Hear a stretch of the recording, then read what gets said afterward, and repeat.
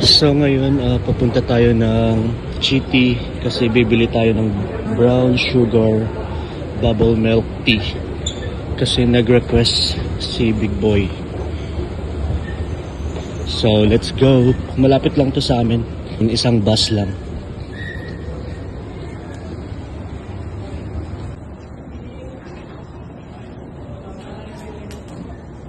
So ayan na nga, na bili na natin yung milk tea.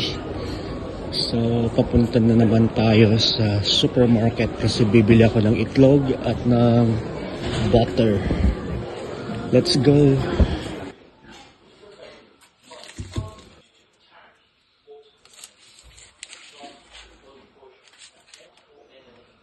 Here my love. Your milk tea, my love.